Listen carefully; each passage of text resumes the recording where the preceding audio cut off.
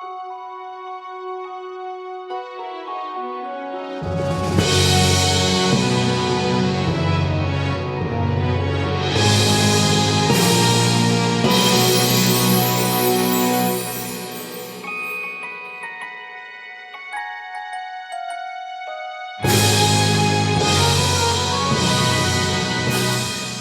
there, and welcome. This is Magic by Design, the podcast where my brother and I attempt to watch and review all 58 existing Disney animated feature films in a bid to discover the secrets behind the magic, and what has endeared Disney animation to generations of children and big children alike. My name is Ken, and I am joined by the aforementioned brother Garrett. Gar, how are you? I like the way you say attempted, as if it's like this is some arduous, difficult challenge to watch 58 children's films. They're not children's films. I saw the look of anger in your eyes. How dare you be so reductive to call these children's films? Well, Gar, on release did get a U rating, which is universal, which is everyone. What's on release? What, I like home release. Oh, right. Cool. Yeah. Is there what's the highest? We'll probably learn this through the length of the podcast. Is there any of these films that are even slightly like, ooh, teens? I wouldn't say so. I'd say PG might be the highest. Oh, that's edgy. This is episode 1, so naturally this week we are going to go all the way back to the beginning, and if you're a seasoned Disney fan, you know what that means. No, Garrett, I watched the film, I should know what it means. We watched Snow White and the Seven Dwarfs, and we have some thoughts. Well, I'd hope so, otherwise we don't have a podcast. But before we get this show on the road, Gar, what was your relationship with Snow White before this, and had you seen it before? I don't believe I've seen it before.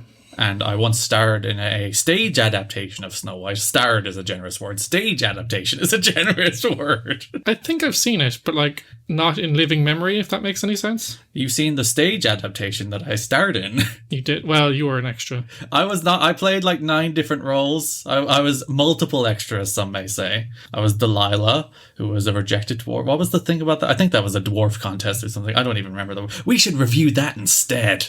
Gar, we've committed to this maybe another time. All right. Weren't you a trans dwarf? Yes. Way ahead of its time. Damn right. Hi, I'm Delilah. I like bicycles and little girls, not little boys, because I used to be one, I think was the line. Which, in hindsight, might be a little bit transphobic. But alas, that's what you get. You're cancelled, Gar.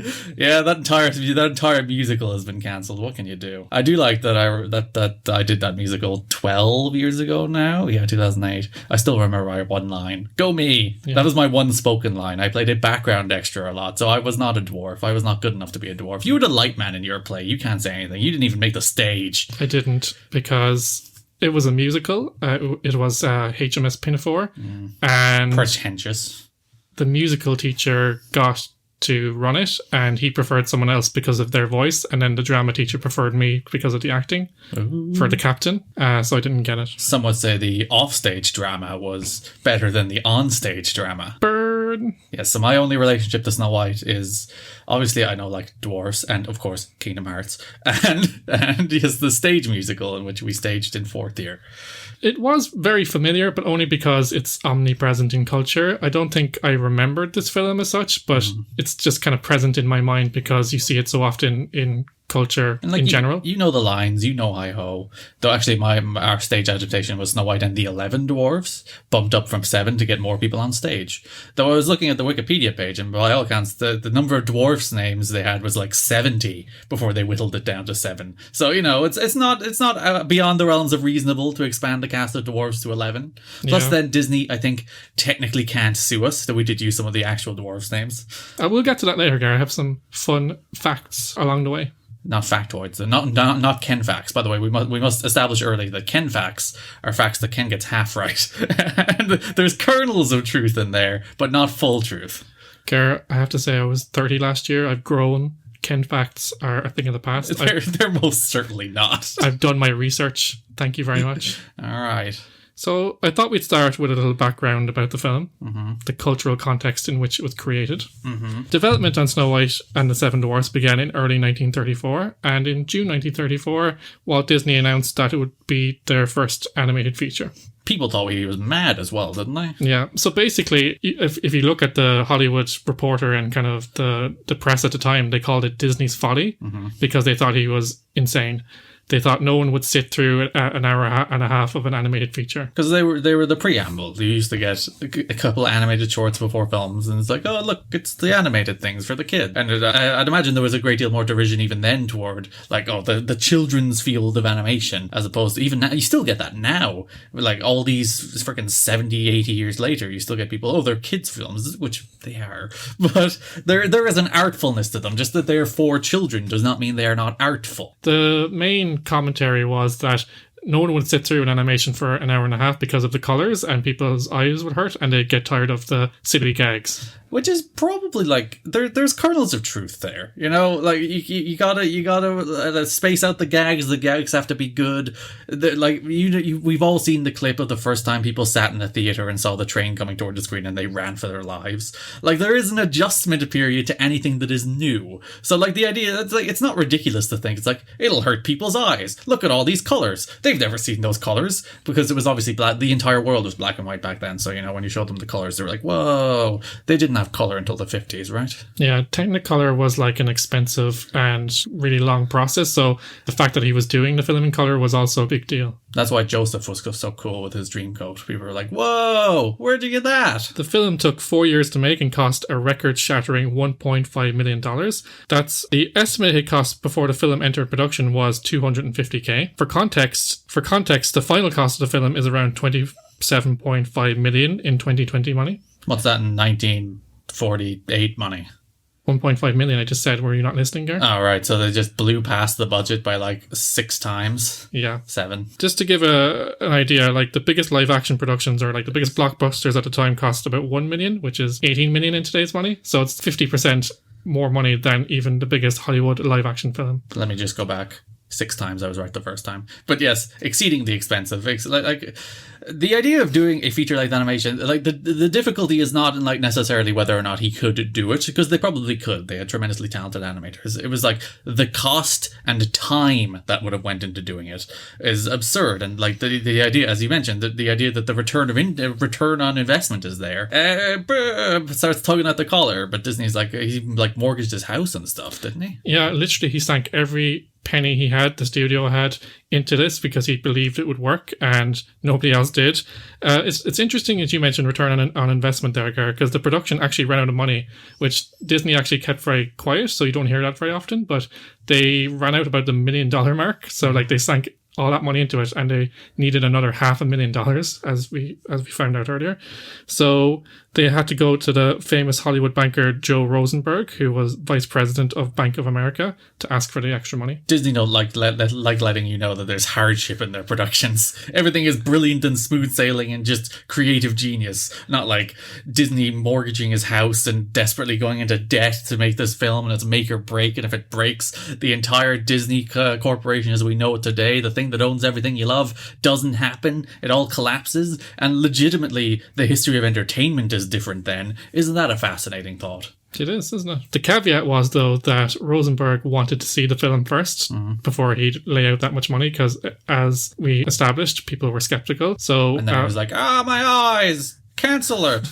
Disney, like the people at Disney were kind of against it because the film wasn't finished and they had like rough cuts here and there, but it was a caveat to get the money, so they had to understandable that, like, if you're going to take $500,000 from me, it's like, yes, I would like to see the thing you're making. So they put together a screening for him. He went in alone, and after he came out, he simply said, it would be a smash hit, and how much money do you need? I'll give you whatever you want. He was right. It was a smash hit. They were right. Maybe the film made an insane amount of money. It's interesting, though. Disney in those days did not distribute their own films. Snow White was released by RKO Films, which was a large and powerful producer distributor at the time. Owned today by Randy Orton. That's a reference that not many people will get. Everyone did. RKO out of nowhere is a meme, Ken. That's expanded beyond wrestling. People know what the RKO is. Yeah, but the reason I mention that point is because Disney really didn't have control of their own destiny, both financially and in terms of the distribution of the picture. So they were the equivalent of a small creator, well, not small, but like a niche genre creator back in the 1930s.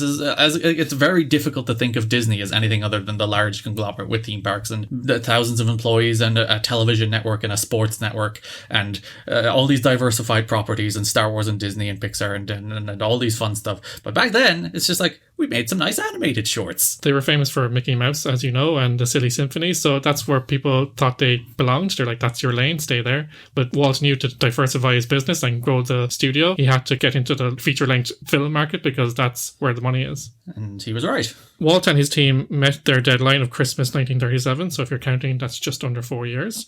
And 2 prints of the film were delivered to the theatre mere hours before the film premiered. That's a tight margin. I don't know, that kind of figure is debated, but like that feels like Disney lore. It's like, oh, and Walt valiantly rushed to the theaters to deliver the print himself just 2 hours before the premiere. Yeah, when we get into the animation, though, you'll see how painstaking it was. So you could merely believe that they were delivering it at the last minute. Yeah. Unveiled on December 21st, 1937, critics raved and audience flocked to see it, making it the top box office hit of the time. I think it made around 8 million at the time, which is a lot of money because kids could get into a movie for 20 cents. I wish I could get into movies for 20 cents. They're like €8 now. 9. Except if you go to Mahon, where it's like 15, you get ripped off. Mahon is an omniplex locally. Gary, you have to give context for our listeners. There's some local theatre now. Well, our local cinema was closed, and it's very upsetting. And we'll get to that when we talk about The Lion King, which is the first of these films we would have seen in that theatre. And then we're like, oh, that's closed now. And I'll probably start crying on the podcast. Don't worry about it. So that made it the most viewed or seen film at the time. Like, people saw it multiple times, and it had a very, very long run in the theatres.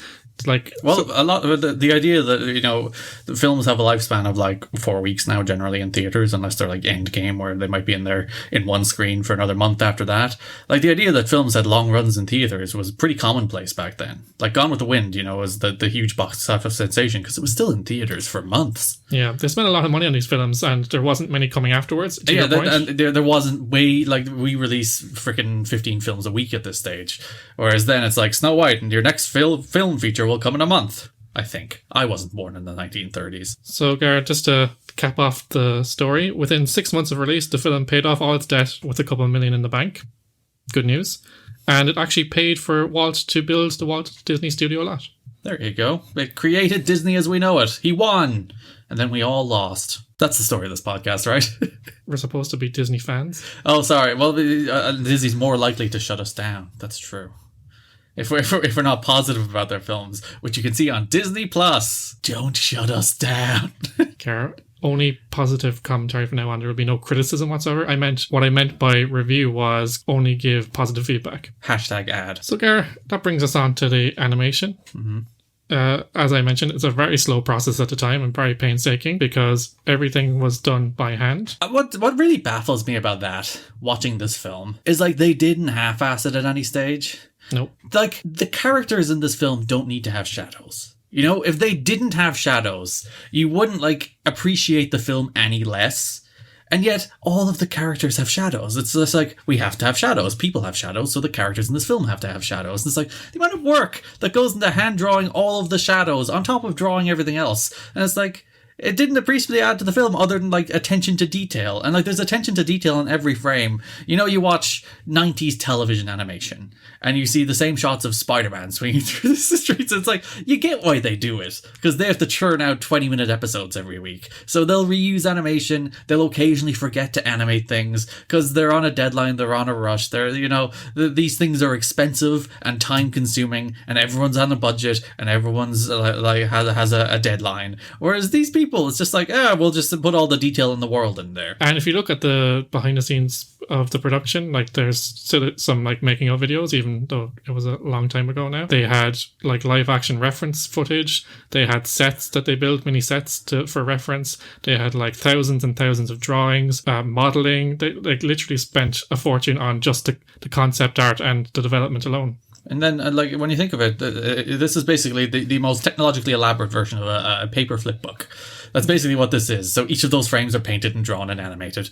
And it's like, that's so much time. These people are talented. Why don't I have talent, Ken? That's my question. Yeah. Why can't I draw things? Just to give you an idea of the process, once the drawings are finalized on pencil, so they're approved and they're this is the scene. Is basically the equivalent of storyboarding. Yeah. Well, actually, funny enough, Disney originated storyboarding. It was their way of mapping out the picture, and it started at Disney. Well, they started animation, so you'd imagine it started at Disney. Yeah, but it's something that's used in live action pictures today. Yeah, so it's basically will this work? I guess we can try and make it look like something. Yeah, so to give you an idea, everything was done in pencil, then it was sent to be inked. So that's like on celluloid, so it was kind of made permanent. And then it was sent to someone else to be painted. And then So elaborate. Disney chemists created 1,500 distinct colours for this picture. The created colours? Yeah, they had their own mixologists. Disney invented colours? Yes. Wow. Again, it was all black and white in the 1930s, so who knows? So each individual picture, once the 3-step process is completed, then it gets photographed one at a time and then put together into an animation. And you made the point when I went to pee during this film, and you paused it on a shot of the dwarf's house, and you're like, basically, anytime you pause this film, it's a painting. Yeah, it's a living painting, and that kind of painterly effect is much more evident. Obviously, it's kind of a lot more primitive, so it looks a lot more handmade, but in some way that's more, I don't know, what's the word? I find it easier to engage with that rather than the slick 3D stuff we have today. Oh, so you're one of these purists? You're like, back in my day, they painstakingly drew things instead of using their digital pens to make them on the computer. Okay, I'm going to give you a fun quiz now. It's a 1-question quiz. All right. How many drawings did it take to create Snow White? So it's an 84-minute film, isn't it? Yes. So that's very long. Individual drawings, 84 times 60 is to get to the number of seconds. 84 times 60 is for like 5,500, isn't it? Yeah. We'll say it's 24 frames a second. So 5,500 by 24 is 100. I'm going to go 110,000. Close. 1 million. Oh, well, I was nowhere near. So like, and as we talked about the process, it's 3 steps. So that's like each drawing is touched 3 times. At least I tried to work it out with logic. Human characters posed the greatest challenge for animators, as Disney artist Woody Reitherman pointed out. No one at the studio had ever done a realistic-looking girl before. That's a bit sexist, isn't it? We can do mice. Women, though, huh? Well, in fairness, if you ask an animator today what the biggest challenges or what the hardest thing to do is, it's animate a human, even to this day. And if you ask them what the absolute hardest thing is, animating a man. So Gar, when I say like humans, it's men and women, equal opportunity. There you go. Because we have all fingers and hair, and it's just way too hard to do all our weird gangly features as opposed to mice, which are nice like 1 round circle, 2 round circle, legs and tail. And arms, I guess. So initially they had the original concept designs more cartoonish, but Walt was determined to have a realistic, sympathetic princess. Oh. So he put a lot of work on people's shoulders. I like that. Yeah, Walt is just like, do it. Because like Walt didn't really have like he had a large role in the writing of the story. But in terms of like the animating and doing the day-to-day work of making this thing, he's just overseeing it. He's the money behind it. A lot of the documentaries say he was the story man. So before they went into pre-production, he invited everyone over to his house, and he gave everyone a 50 cents piece to go get dinner. That's like $10 in the 90s, just for a bit of reference there. Then he came back, and then he acted out the entire film, including voices, songs, everything. I wish they recorded that. Wouldn't that be so funny? Yeah, it'd be so cool. There are some bits of footage of it, and you will find it online. Walt wandering around going, hi-ho, hi-ho, singing the princess song, which I don't really remember. I don't think we'll get into that. One thing you noted, Gar, like because of the challenge of animating human characters, there was a bit of looping, and that kind of made the movement a bit jarring at times. What you get, like, as I said, 84 minutes, you gotta fill all of it, you gotta hand draw every single bit of it. You don't blame them for being like, let's just use the same animation twice in this scene. Let's just, yeah, there you go, she does a twirl twice. It's the exact same twirl, but we filled another second. When I was watching this, I had the feeling, I had a bit of a hunch that a huge chunk of the film, like most of the film, like the middle part, but like it takes up pretty much the whole film, is when Snow White meets the dwarfs and gets to know the dwarfs. That's because animating the dwarfs is easier. Yes. So like with animation, you have the 12 principles, things like squash and stretch, anticipation. So like you can do a lot of things with characters that are kind of cartoonish that you can't do with like realistic human figures. Which is probably the reason they're like, God, this queen is a real pain in the ass to animate. Let's turn her into a weird looking wench that's mostly covered by a cloak. That makes things much easier. A lot of work went into it because, as I said, they shot a lot of reference footage. They sent all their artists to life drawing school Like, so like they were working by day, going to arts college by night, sleeping maybe an hour and then going back to work. So like this was like an around the clock production for 3 or 4 years. That's what we call an unhealthy work environment. At least Walt put a nice little message on the screen at the start of the film. You're like, thank you to all my staff for making this film and putting this film above your lives for 4 years. Apparently, if you asked the animators at the time, it was like a really great time to be at the studio because everything was new and it was exciting and they were being upskilled and trained. And it was hard, but like the excitement and the anticipation carried them through. That's the real trick, though. It's like exploiting people's passion to make these things because they want to do it. It's like, yes, work. Round the clock. Crunch. Yeah, so I think if you look at the overall structure of the film, they relied heavily on the dwarfs because it kind of took some of the pressure off the animators. If you look at early versions of the film, the human characters had more to do, but they kind of scaled that back as they realized it was extremely hard. Is that why the prince just like disappears for 98% of the film?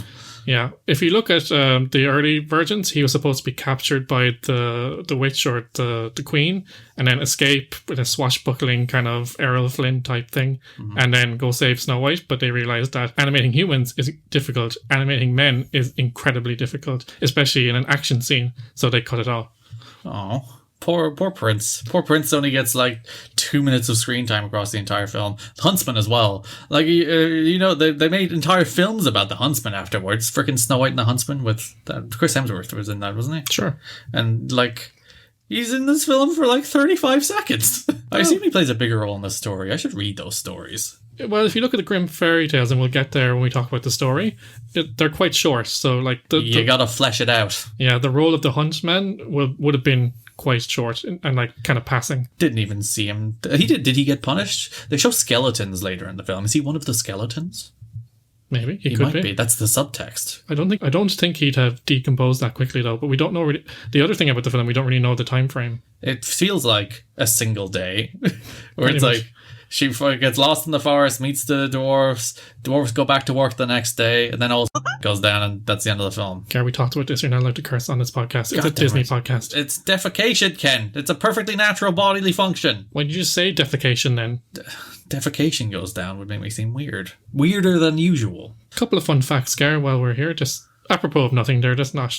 That's part of the conversation, but the rosy glow in Snow White's cheeks was created by the female animators putting actual rouge on her cheeks. That's nice. How do you do that? You just put the makeup on her cheeks. Oh, like on the paintings? Yeah. Oh. And then Walt was concerned. He thought, like, oh yeah, that's a really cool technique, but how will you know where to put the makeup every time? And then the women were like, women. On her cheeks. Yes. We do this every day, Walt. Where this goes. Walt is like, what is this face coloring you're doing here? Also, if you go back to the early days of Disney, he made his fame and fortune before Mickey Mouse by something called the Alice comedies. So it was like a live action girl in an animated world. And he had anticipated making Alice in Wonderland in the same way. Mary Pickford, there's actually some test photos of it. But she got poached by another studio to do this exact same film without the animation. And it was shelved. It's funny, my impression of Walt Disney is entirely based on, you remember Saving Mr. Banks? Yes. Where he's played by Tom Hanks. So when I think of Walt Disney, I don't think of Walt Disney. I think of Tom Hanks playing Walt Disney in Saving Mr. Banks. Yes. On one level, Tom Hanks made him a very sympathetic character, but also ruthless because he screwed... What's the name? Travers. P.L. Travers? Yes. Got it. Nailed it. He basically screwed her out of the story. Yeah, it's basically like, I don't want any of your fancy cartoons in my Poppins. And then he put his fancy cartoons in her Poppins. It's like, go away. I think her main issue was that Mary Poppins in the book is more of a stern character and kind of uses discipline and fun to teach lessons. But she's not just whimsy and magical. Doesn't fly away. Apparently, like, that was the big stumbling block, that she did not want the cartoons in there. And he put the cartoons in there. And she was not pleased. And like, it's funny, the film apparently portrays it that, you know, she sees the film and she's moved to tears by Disney's final rendition of the thing. And by all accounts, nah, she just hated it.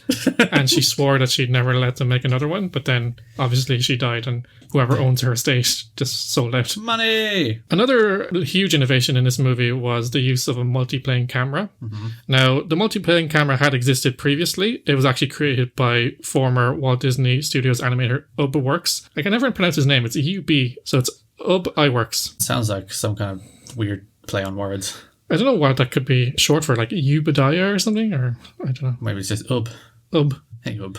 Anyway, he created something similar. He created something similar using an old Chevrolet automobile. So he hacked it up for parts and he... I like the way you said automobile to make it more old-timey instead of just like car. The word car wasn't around back then, Gar. They called it their automobile. There you go. Anyway, the idea is it's kind of like a large bracket and a camera at the top facing downwards, and you'd slide panes of glass that were painted with scenes in to create perspective. But the most famous multi-plane camera was invented by William Garrity for Walt Disney Studios to be used in Snow White and the Seven Dwarfs. So it was literally created for the production of this film. The camera was completed in early 1937 and tested in a Silly Symphony called the Old Mill. So the Silly Symphonies went from their primary source of, revenue and the primary source of their production as kind of like a testing ground for all the new technology, which they still do today with shorts. Which then they got rid of the Silly Symphonies, didn't they? Yeah. Travesty. It had up to 7 layers of artwork painted in oils on glass. It was shot under a vertical and movable camera. Each layer could move itself and pan from side to side, and the camera could move itself. So that's how you see like clouds moving and like depth of field as you move through shots. Ken, some would say what happened to Mary Poppins was a travesty. Could you not have said that when we were talking about Mary Poppins? It just came into my head there when I said travesty, and I had to get my stuff in, Ken. Come on. Did you have to derail the conversation like that? But what you said was also very interesting. Repeat what I said. Travesty. It's a travesty that I wasn't listening to you because I was thinking of my dumb travesty joke. That's what we call in business queuing, Gar.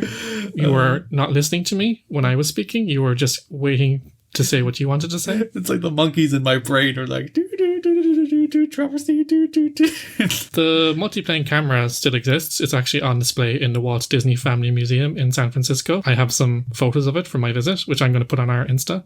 Look at us, a multimedia podcast. So the camera was a new technology, and I think that really shows through in the film. There's some sequences when the panning and zooming causes a bit of blurring or kind of the camera to go out of focus at times. Did you notice that? Not really. I was more like, this is all just very impressive. For the first effort, clearly, I'm willing to give them the benefit of the doubt where Ken is like, that frame looked weird. Yeah, well, there was a time at the start when they've zoomed all the way out and you can actually see the glass frame in the shot. Nice. So I noticed that as well. You think they would have fixed that? Well, it's one of those things, I think. It's probably one of those things where it's like, this would cost us another $10,000 to fix. We don't have that $10,000. And then even since you couldn't fix it without making it look strange because the means of production now are digital, so it wouldn't fit in. Unless you redid the whole thing, which is... Again, money. I wonder if they do that someday. Like remake the animated classics, not in the old style, like picture by picture, but like in a computer and literally shot by shot remake it. Well, they're going to do it, Ken. They're going to remake the animated classics in live action. Yep. Have they done a live action Snow White? They haven't. That seems like a no-brainer. It does, doesn't it? They're going to do one. Like they're doing Hercules. Yeah, everything is getting that treatment. Lilo and Stitch is getting a freaking live action film. I wonder what Stitch will look like in that. He should be a dog. I insist he should be a dog. They should completely reinvent it. It should be a girl and her dog story. So no alien or no kind of foreign planets or anything just like that? Just a depressed girl who lost her parents who's brought together by a dog. So, not surprisingly for me, I think the stuff with the dwarfs is the most enjoyable. Like the Whistle While You Work segment is very good as well with the animals in Snow White. So the way they would sometimes do it is a process called rotoscoping. So you'd take the live action footage and you'd actually put your paper over it and you'd draw over it like frame by frame. But in the film, it felt like they just went from kind of pose to pose, if you know what I mean. So like the in-between actions are missing. So it kind of becomes a bit jerky. And sometimes I feel like most of the like it's interesting to watch this film and the like story kind of takes a backseat. It's there, but for the most part they're like, and now we'll spend 8 minutes doing a sequence of animation where they sing a song and we do some animated stuff and it looks all fancy. Like it's more of an animated film than it is an animated story. So they're just like, yeah, and now the dwarfs go, and now Snow White goes and cleans the house, and that's another 7 minutes of our film. Yeah, the dwarf bath and city song where as you said, the dwarfs sing a folk song to entertain Snow White are some of the more entertaining stuff as well, and they're quite long sequences. So the start is actually quite short where she meets the prince and then the queen gets jealous and tries to kill her and she goes away. Yes. But it's actually funny. Like they start. It's like Star Wars up in here, where it's like there's the message from Disney, and then the exposition. It's like there's a mirror on the wall. There's a queen. She says to the mirror every day, "Who's the fairest of them all?" If it's the mirror responds, "It's you, the queen." Snow White is safe. Then the first scene of the film is like magic mirror on the wall. Who's the fairest of them all? Not you, Queenie. And then the entire film goes that. By the way, Magic mirror on the wall is the line. Mm-hmm. The line that's permeated into the culture is mirror, mirror on the wall. What happened there? I think it's one of those Chinese whispers things. But, like, how does that happen? In that, like, there's the clear original article in which the line is magic mirror on the wall, who's the fairest of them all. And somehow that has become, like, understood as, like, mirror, mirror on the wall. And I'm just like, why? Like, it's not like the original was lost, or it's obscure, or it's like something from the 1800s. It's like, no, the original is right there, sitting now on Disney Plus, where you can get a free trial or whatever. And it's like, how does that happen? I'm fascinated at how something like that happens. How something just gets completely misquoted into being a different line altogether. And that's the one people remember. Yeah. Like when she was like magic mirror on the wall, I was like, no, it's mirror, mirror. What are you talking about, Queen? There's a name for that principle. I can't remember it off the top of my head, but it's like Berenstein Bears and Bear. What's what they actually called? It's the multiverse. Maybe the multiverse. There was original, but if it's the multiverse, the line that we should see in the film should be mirror, mirror, and then we can't find it. Where it's like there's the clear original thing, and we don't quote the original thing. Another thing that Walt Disney did was he brought in a lot of like classically trained European artists. That's what kind of gave the film a more kind of European storybook look. We have to fix it, basically. Silly Americans can't make their animated films. They have to bring in us clear, superior European animators. So, like, you can see all the things we've talked about, all the kind of steps they took and all the different things they did just to even get things right. And, like, right up until the end, they were tweaking and making stuff in. Like, one example is Ollie Johnston, one of the original, I think it's the 12 Grumpy Men or what did said that he animated Dopey with, like, a hitch step. Yeah. And, like in one sequence, and Walt really liked that, and he's like, yeah, let's do that. So like every time he walks, he kind of walks with a hitch step to keep up, like a kind of a skip. And then people were cursing him because stuff that was signed off to go for inking had to be redone. Poor, everything changes. Curse you and your ideas. So moving on now to the story. As you said, there's not much to the story, really. Yeah. I suppose with the romance of Snow White and the Prince, and the romance in inverted commas. It's like Les Mis. Yeah. I fall in love with in just one day. Then he disappears for the entire film, and then shows up at the end. He gets all the gratification. We mentioned this. It's like the entire film. He disappears. He does nothing to help Snow White. He does nothing to like fend off the Queen. He does nothing to save him from the dwarfs, the evil, horrible dwarfs that kidnap Snow White. Obviously, that's what this film is secretly about. And then he just shows up at the end to get the payoff. This prince, very entitled. And at the start of the film, Ken, he just hops over her wall. He breaks into her house. That's creepy. He should be arrested. And Snow White kind of runs away and he's like, hey, come back here. Yes. It's okay. I am singing at you. Why are you so scared? Did I scare you? Like, yes, you did. You just invaded my space and my home. And started singing at me about how I should love you. And then she did love him, so I guess maybe he's right. So, a quote from Disney himself. Of all the characters in the fairy tales, I loved Snow White the best. And when I planned my first full-length feature, she was inevitably the heroine. She was inevitable, as Thanos might say. Some say this goes back to a live-action film that Walt saw when he was a kid. It's very interesting. Like, Snow White is a 70, 80-year-old film now. Yeah.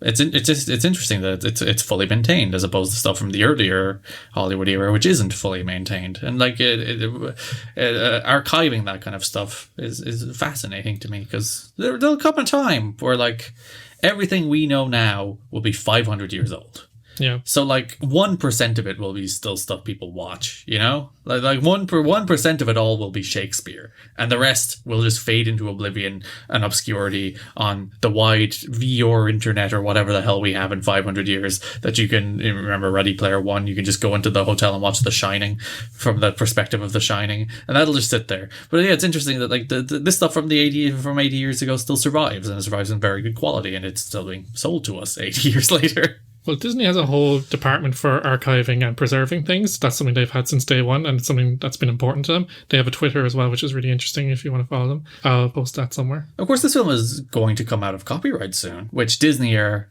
massively opposed to, which is very, very interesting because a lot of these films are based on things that were no longer in copyright. So Disney are like, it's very have your cake and eat it approach from Disney, isn't it? Where it's just like, yeah, we use the Brothers Grimm fairy tales to make lots of money on Snow White, but by the time the Snow White film goes out of copyright, we don't want that to happen.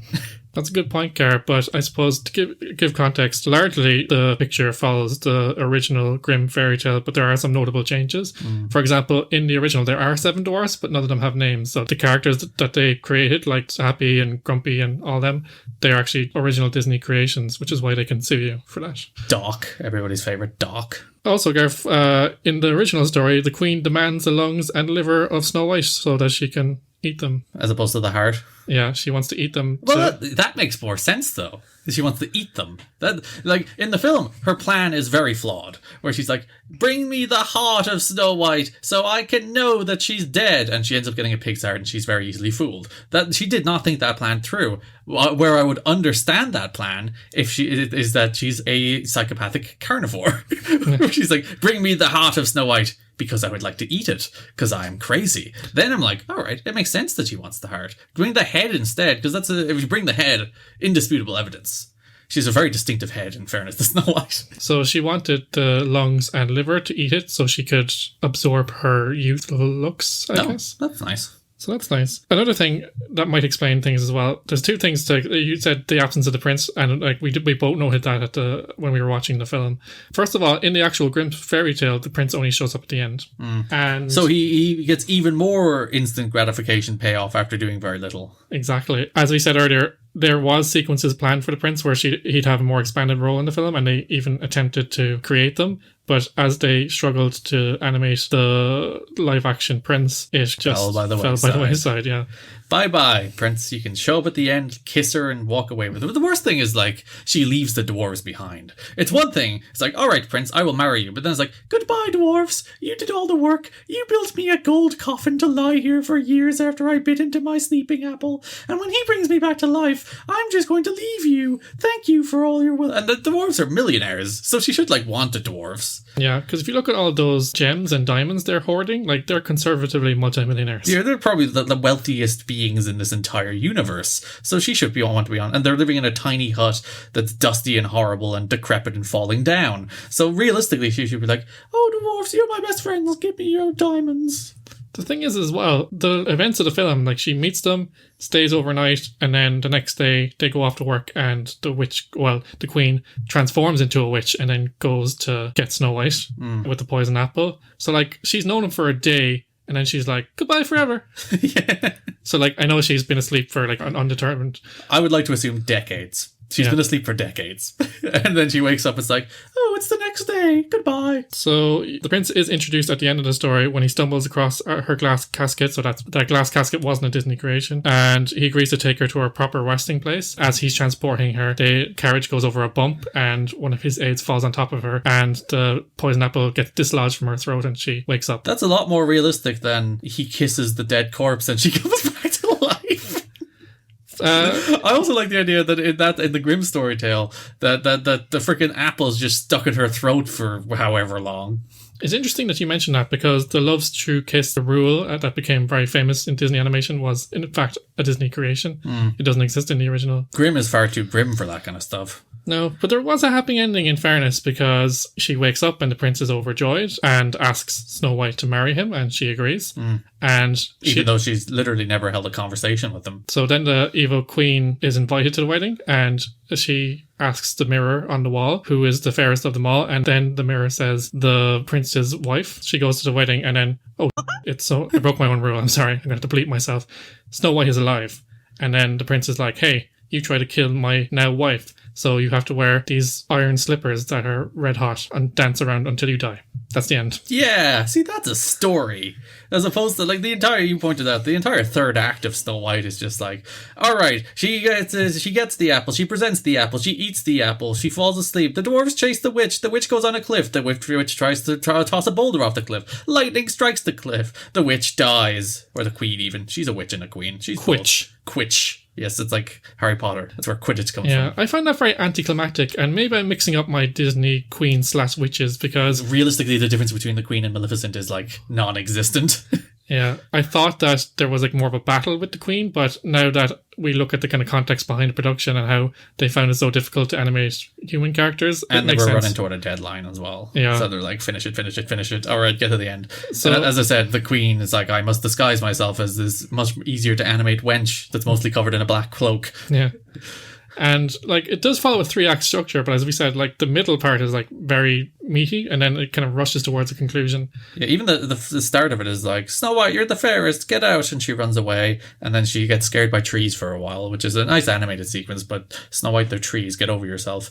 And then she finds the dwarves. Even the first act is relatively thin. And the entire middle bit, where it's like, oh, it's dwarves, whimsy and dancing and songs. So like they relied on the kind of traditional things that brought them to the dance. They're really good at physical comedy and, you know, animation in the kind of cartoonish sense. So they kind of relied on that. And then they introduced these new characters and methods of animation. And as we said, it was largely successful. And I think it's really important to recognize the achievement of it and how difficult it was. Yeah, as I said, the thing that really stands out to me from this film is the quality of the animation. Like, this is their first effort. So, like, if it was a little janky, if it was a little weird, if it was not quite half-assed, but, you know, they cut corners because, you know, it was exceedingly expensive and they were on a deadline. Like, I'd excuse it, but there's not a lot of that in there. Like, the animation quality is frankly exceptional. Like, all those, like, the sequence where she's running away from the trees and the trees come to life, all very well animated. The sequence where she's cleaning the house with the animals, all very well animated. The sequence where she finds the dwarves, very, like, all of it, top to bottom, is very well animated. As you said, the physical comedy of the animation is much better than the verbal or written comedy, but that's, again, a testament to the quality of the animation over the quality of the writing and the script. And if you look at it, one of the things I wanted to discuss was the themes, like in this podcast in general, as we go throughout the series. There aren't many themes, and like I think this was more of an animated showpiece, so like it had a lot of set pieces to kind of show what the medium can do in a feature-length format, but they were still figuring things out. So like stories and themes, like they all developed as we go on throughout the now 58 films. And yeah, like they're animators first, and like they become storytellers and writers even more as these films progress. It's stories as opposed to animations, and that's so it's pretty understandable that the first feature-length one they made is more of leans more into animation than it does story. Dopey was the biggest challenge for the animators in terms of the dwarfs. At first, the character didn't have a suitable voice or a name, and finally Fred Moore, who was an animator at Disney, finally drew the seventh dwarf with a more like childlike appeal, and Walt chose the name Dopey to make him a bit more endearing, well, which in 2020 is a little bit Questionable. Yeah, and in fairness, most of the dwarves are questionable. Grumpy's mostly just a giant sexist. Yeah. He hates women. We'll get to that in a second. The reason I want to mention this is because like they tried a lot of voices for Dopey and they couldn't quite get it right, especially with the kind of childlike look. And then they eventually made a decision that Dopey wouldn't talk at all, and he'd talk through his expressions and his actions. That's probably a better decision. Which becomes like a really iconic part of the character and an iconic part of the film. And I think that's a trend throughout the Disney animation films. Like if you look at like the production process, like there's like key decisions and key like milestones where like sometimes, and we'll talk about this in future films, Walt Disney just scrapped the entire film because it just wasn't going well, or made a key change, and all of a sudden it becomes this iconic thing that lasts the test of time. But if they didn't do that, it wouldn't have been as good. So like the amount of care and attention and like refining is amazing. Yeah, and it takes so much time and money. On to your point, Gar. Grumpy, real sexist. If you look at, there's an old clip and Walt Disney has all the dwarfs in front of him and they're little figurines, and he says, "This is Grumpy, the woman hater." Oh, God. It's not even subtext. It's not even subtle. It's just like, yeah, hates women. Though also falls in love with Snow White by the end, so. And I think it's like you have to look at it in the context of the time, because we can't cancel Snow White just because I'm cancelling Grumpy, though. It doesn't. Grumpy's getting cancelled. Just because it doesn't conform to 2020 standards and attitudes, you know. The funny thing is, like, Grumpy, you know, it's very easy to make a grumpy character. He's just a grump. He doesn't have to be sexist. He can hate everything. I think there's several ways to read it. I think you could read it like that and then you could become upset about it. But then if you look at the dwarfs, they're perennial bachelors. They live in that old dusty house. Ken. Wow. Let's just play devil's advocate for a moment, Garrett. he's never probably encountered a woman, so all his attitudes are based on... None of these people have encountered women. All the rest of them fall deeply in love and become servants to Snow White, whereas Grumpy's like, women, stay away from them. There is nothing good that can come from interacting with a woman. That's because he's never interacted with one, and then eventually he learns that Snow White is a person, and he comes to love her. Basically, his horniness gets in the way at the end. His horniness overcomes his sexism. That's the theme of Snow White and the Seven Dwarfs. Horniness defeats sexism in the end. Speaking of Snow White, what do you think of the depiction of Snow White in this movie? She's, I don't know, like she's very high strung. She's not a particularly deep character. There's not much going on behind the bow. Is that what she has? Is that a bow? Yeah, there's not much going on behind it, but she's just doing stuff. She does conform to normal, roles at a time in terms Doesn't she say at some stage something like, there's no role for women in the world? Pretty much. And like, I'll keep house if you let me stay. Yeah, it's... And then they're like, oh yeah, we need our house kept. Let's keep her. Snow White is a very, very iconic character design. Like, the design of Snow White is exceptional. Like, she looks phenomenal. Whereas, under the surface, not much there. Yeah, apparently she had like a yellow dress, and then there is footage of this right up until I think 8 months before it was due to be released. They were still experimenting with her look. And like... She had like a more Betty Boop look, and then she had all these different cartoonish looks, and then they kind of brought it to a more realistic kind of version, which we see in the film. And right at the last minute, they changed the colours of her dress, which I imagine cost another several $1,000s. Goddamn, Walt. Was that really necessary? Well, I think the Disney animators decided that because initially it was a yellow dress, but there was no real contrast there, so they created the different sections to kind of highlight her figure, I guess. That sounded worse than it. Yeah, it did. But I think it would be interesting to go forward through these movies and look at the role of women as they progress. Sexism is slowly removed from them. Yeah, but you have to remember, like, again, we can't cancel Snow White because it was a product of its time, and in America at that time, that's what a woman would have known as their role, and that's what many of them, a majority, might have aspired to. Ken secretly relates to Grumpy. No, I do not care. I just think it's interesting that like that was the role of a woman in that time. And if you look through the Disney animations as we go into the 90s and 2000s, like if you look at like, obviously Frozen, but like the most prevalent one I can think of in recent years was Moana. If you talk about a really strongly written female character that has like, autonomy and makes her own decisions and takes control of her own destiny versus this, it's a huge kind of scale. And it is always very difficult to say, like, there are things in films right now that we think are perfectly fine and probably good that in 100 years we're like, So you never know. I think you can know sexism is bad. I think that one's a pretty obvious one that you should at any time be able to see. Women are people too. But in the 30s, like men dominated the workplace, and that's the way they saw it. So, but yeah, how many women wrote this film? It's interesting, and I think. So, as a male adult in my 30s... The definitive voice on women in film. No, what I'm saying is in my 2020 brain, it's hard to switch that off. So, like, that's sexist, or that's kind of a very thin female character. Or, for example... It's not even a very thin female. It's a thin character. Like, it's so white. She's a thin female. But just on the whole, she's a thin character. I find it very hard to enjoy Dopey with my 2020 adult brain. It's physical. Yeah. Because... The simpleton character, the kind of archetypal simpleton. Yeah, who, like, if we were to frame him in today's context, Dopey has an intellectual disability. Yes. And he's played for laughs, and he's kind of... the butt of the joke. And derided. So, like, I still enjoyed... And some of the most enjoyable physical comedy is with Dopey. But it also... It's hard, I don't want to say... is conflicted. I'm very conflicted. I don't have to say you have to switch off your 2020 brain and you have to kind of go with it. But like, I think watching them in the context of now is different than when I was a child. I didn't question that. I enjoyed it with my non-adult child brain. It's like, yay, colours, Dopey's doing something funny. And now it's like, ugh. So, like, I think watching these as an adult as we go forward will be really interesting because I think the film changes depending at what point in your life and what kind of person you are. Again, sexist can relate to it.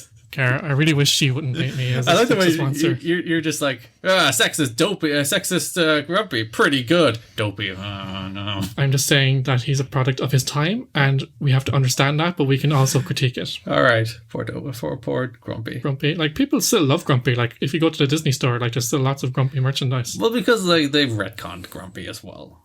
They don't. It's not like buy the Grumpy sexist doll. Woo! Grumpy is woke now. Grumpy is probably woke now. Chip is in this film. Yeah. All the chipmunk models are like the exact same as Chip from Chip and Dale Rescue Rangers. And this came out, I think, about 5 years before Chip was invented. So they're probably like, we need a chipmunk. We had a drawing of a chipmunk from Snow White, didn't we? It's a very discernible style, isn't it? That any Disney animator that joins the studio even now has to conform to that. I think it's become slightly different as they got moved into computer animation. There's a very computer animation look, especially for princesses. Like if you look at Moana and say Elsa side by side, there's kind of, even though obviously they're different ethnicities from different places in the world. There's a template. Yeah, they kind of look. There's a look. It's hard to describe. When you see tweets every so often of like them all this side by side, and you're like, oh yeah, like the eyebrow raise, for example, like that kind of thing. Yeah. Gar, we can all agree, and to this day, and it was true back then as well, the musical format is a key component in the early success of the Disney animated movies. What did you think of the music in this film? Entirely forgettable. Really? Except for Hi Ho. The one song that everybody knows from this film is the one song that's been timeless. The rest, like, I couldn't sing you a single note from any of the Snow White songs in this film. Yeah. It's like, hard. not one. It's somewhat hard to hear. It's kind of pitchy at times, which I think is just the audio quality at the time. But And Hi Ho is barely even a song. It's like four words. It's like, hi ho, off to work we go.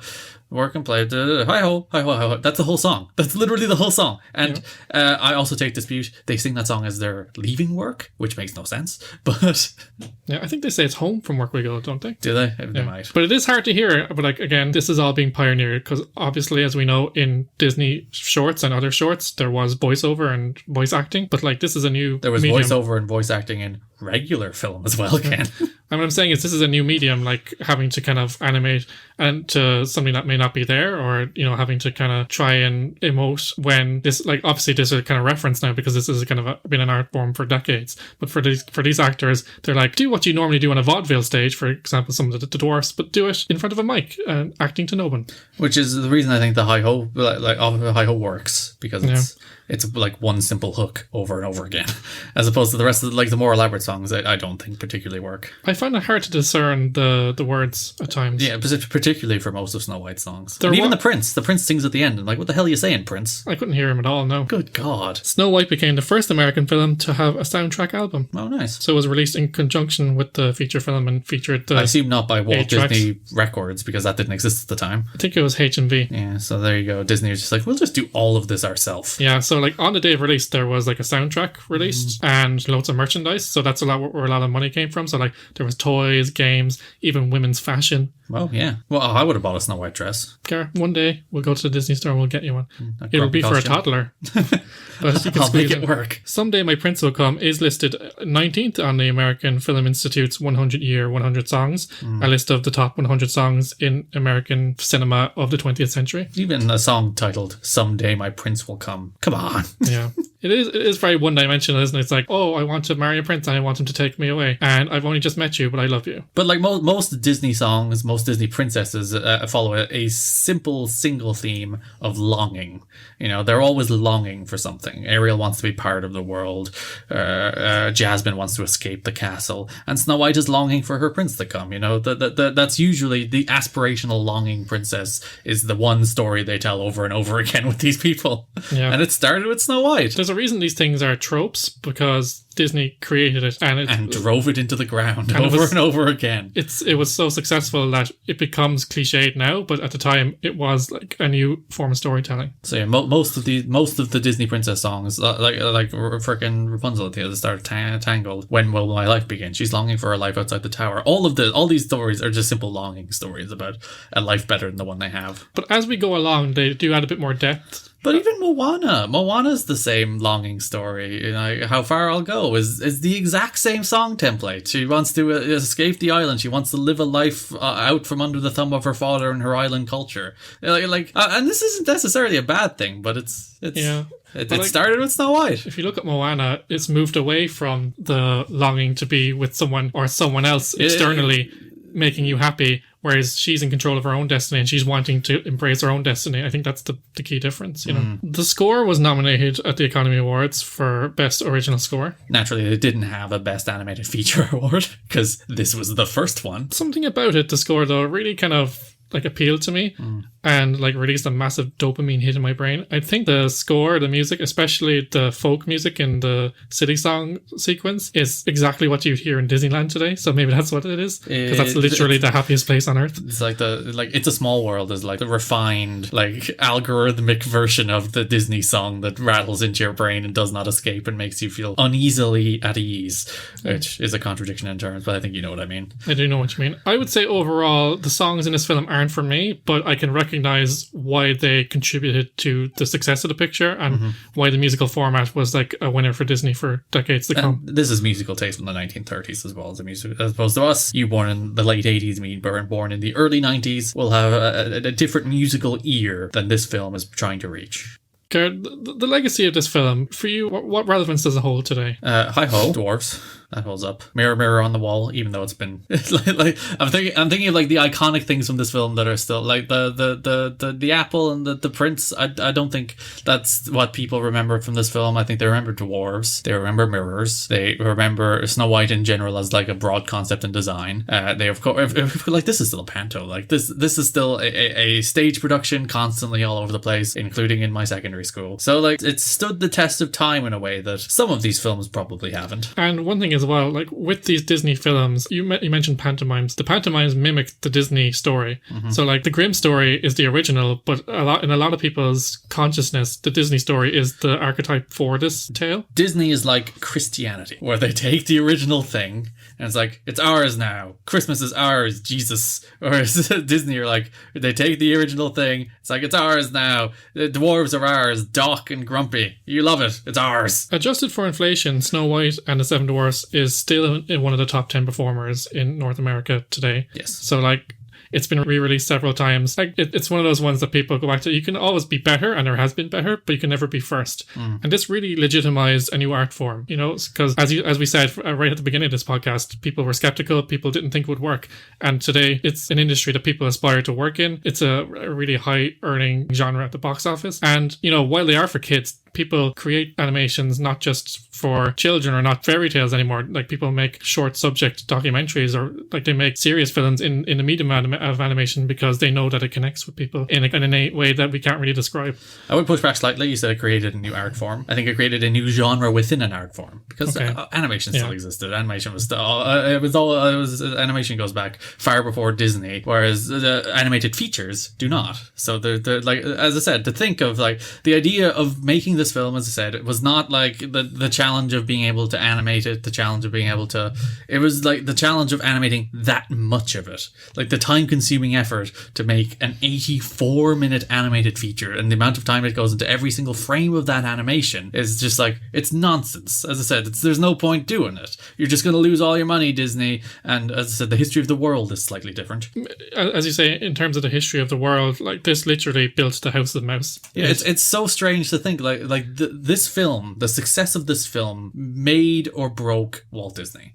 If this film was a flop, Walt Disney is a huckster who tried to do something beyond his station, and, you know, he's remembered as a guy who made a mouse. Like Mickey Mouse would probably not be a figure in our world. You know, they'd go back to their animations and they'd probably be a small firm that went out of business in the 50s. As opposed to the Disney we know today is one of the largest conglomerates in the world that own everything. It's so weird that, like, there's that alternate universe. If you look at, like, the paths of the world, and, like, Disney, the world is appreciably different because of Disney. It's hard to deny that on multiple levels. And if you look at, like, the branching paths of the world, this film flops, the world's different. And how weird is that? That Snow White and the Seven Dwarfs, it kind of created a different branching path. Like, those are the things, you know, people are like, oh, if we saw the multiverse, that's the kind of thing I'd like to look. It's like, what would happen in a world where this film ended up as a colossal disaster? Yeah, it's really interesting. You can see like a really visible through line from Snow White and the Seven Dwarfs to Avengers Endgame. Yes, as I said, so you want the legacy of this film changed the history of the world. That's the legacy of this film. And it's not like a small thing to say. It sounds flippant or it sounds kind of dramatic, but like, as you said, think of everything Disney is, all their animated features, all their Star Wars and their things, all the things that, well, they didn't invent Star Wars. They didn't. Star Wars might have existed still. Marvel still would have existed. Someone else would have made them. You might not have gotten a Marvel. Actually, no, Disney don't even get credit for the Marvel Cinematic Universe. That existed before them. They bought it. But they did drive it, didn't they? They did, but it was still like Avengers Avengers, the original Avengers still would have made tons of money without them, because it was made without them. So let's not give Disney all the credit for the MCU. That was Paramount. But not to get too mushy either, but a lot of people, their identity has been shaped by Disney, both in terms of undeniably being Disney fans, but a lot of my morality and the lessons I learned growing up came from these movies. So that's where the horrible sexism comes from. Exactly. The entire through line of this podcast is just me calling Ken a sexist. And there's a 4-year-old looking at Grumpy and going, yeah, that's the kind of man I want to be. But like, all joking aside, I'm not a sexist. Please don't think so. I am the person I am today because of Disney. More so than most people, because I look at it on a very nerdy kind of technical level, and I really love the whole, like, more so than like preparing for this podcast, more so than watching the movie. I loved watching like little documentaries and behind the scenes footage. I love the process of it, and I think I wouldn't be the same person I would have been without Disney. So like, I think it's shaped culture and it's shaped people in a way that we can't really measure, but it's there. Yeah, and as if this film flops, not only is the history of the world different, the history of Ken is different. Whoa. I think that's a good place to leave it, Gar. Indeed. That's nearly it for our show this week. We have a special treat coming up in just a little bit, but first, some housekeeping. You will find new episodes of Magic by Design every Monday on Apple Podcasts, Spotify, Stitcher, Google Podcasts, TuneIn, basically anywhere all magical podcasts are downloaded. Check out our website at magicbydesign.buzzsprout.com. That's buzz like a bee and sprout like those vegetables nobody likes. This is Bee Movie. That's not a Disney movie. We can't mention it. Sorry. To find a full list of podcast providers, you can find us on Facebook at facebook.com/magicbydesignpod, on Twitter at Magic Design Pod, and on Insta at Magic by Design Pod. Did people have the Magic by Design handles? On Twitter, yeah. So, like, I wanted them all to be the same, so they are the same on Facebook and Insta, but Magic by Design Pod was taken on the on the Twitter. Curse you, person who... Oh, no, it's probably too long for Twitter, isn't it? No, I think it was long enough. I think someone had it. Anyway, I couldn't do it. Garrett, that's not important. Keep a close eye on our Instagram, because we will be posting some really neat content from the films we discuss, as well as Disney animation history in general. So, as I said, I have some really cool footage of the original pencil test for the whistle while we work sequence in Snow White that will go up on the Insta. And I'll also be posting some pictures of the multiplane camera, so you'll be able to see what that looks like to visualize that in your mind. Now, Gar, Magic by Design is a family affair because we are brothers. So here to play us out with Someday My Prince Will Come from Snow White and the Seven Dwarfs is none other than my partner in life, singer, and fellow Disney buff, Nicole McDonagh. We will be back next week at the same time, same place, with a discussion on Disney's second animated feature, Pinocchio. But until then, stay home, stay safe, and remember, if a random stranger offers you an apple, it's definitely poisoned. Say goodbye, Gar. Bye. You'll sleep forever then. Take it away, Nicole. Hello. This is your musical correspondent, Nicole, coming to you live from my bedroom. Well, not quite live, pre-recorded, but you get the gist. So, each and every week, I will be placing the music under the microscope of the Disney feature film we're dissecting.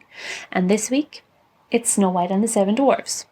So buckle in, buckaroos. Here are some fun musical facts.